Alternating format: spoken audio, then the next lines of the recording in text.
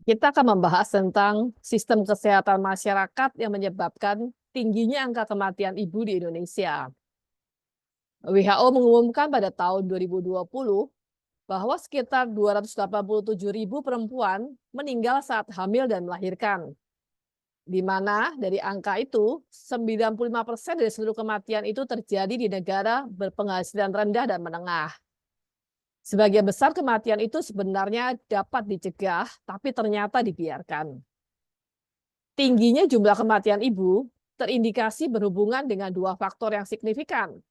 Pertama adalah akses layanan kesehatan yang tidak berkualitas, dan yang kedua adalah kemiskinan.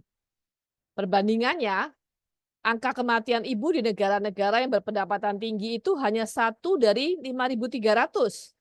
Sedangkan di negara miskin itu 1 dari 49. Jadi sekitar 108 kalinya. Lalu bagaimana dengan di Indonesia? Angka kematian ibu di Indonesia itu sekitar 189 kematian per 100.000 kelahiran hidup. Apa artinya? Artinya, angka kematian ibu di Indonesia itu sekitar 10 kali lebih tinggi dibandingkan negara-negara maju. Biasanya penyebab kematian dilihat terbatas pada relasi dokter dan pasien.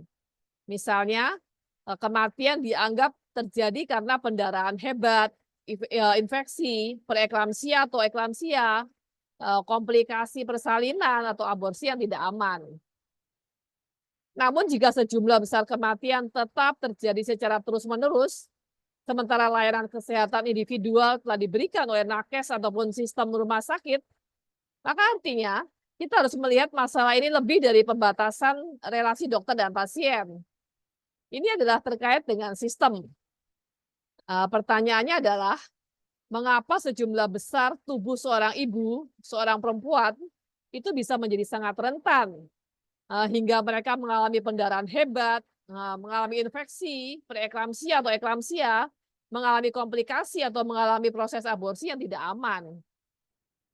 Tubuh seorang ibu atau tubuh seorang perempuan bisa menjadi rentan, ini berkorelasi erat dengan perlakuan apa yang diterima tubuh dan mentalnya. Apa yang dipasok ke dalam tubuhnya, apa yang dipasok pada mentalnya. Jika seorang ibu itu kerap mengalami kekerasan fisik dan psikis, tubuh dan sistem tubuhnya itu akan merentan. Penyerapan gizi dan nutrisi itu pasti akan terganggu.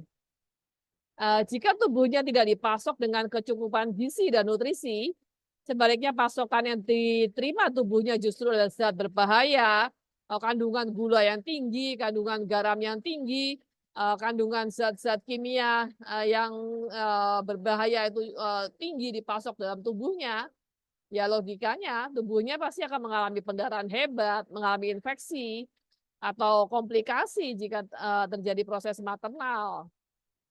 Sedang kalau kita lihat dari pasokan kekerasan fisik atau psikis, itu mungkin bersumber dari sistem patrilineal ya, yang syarat dengan KDRT atau kekerasan pada buruh atau pada perempuan. Sedang kalau kita lihat masuknya zat berbahaya, itu bisa dipastikan berasal dari pasokan pangan, pasokan air, lalu cemaran udara, gigitan serangga, gigitan hewan, atau juga perlakuan manusia lain pada dirinya, serta bahan-bahan kimia yang melekat pada ruang hidup perempuan ini. Misalnya atap rumahnya atau atap pabrik itu terbuat dari asbes, lalu kosmetika yang dipakai ternyata mengandung zat-zat yang bisa merusak tubuhnya yang mempengaruhi janin, banyak kotoran hewan atau sampah yang terpasok baik melalui konsumsi ataupun udara. Nah, semua itu bisa terpasok dalam tubuh seorang ibu atau seorang perempuan karena adanya sistem kebijakan hukum negara yang membiarkan semua itu terjadi. Sistem yang gagal melindungi para ibu.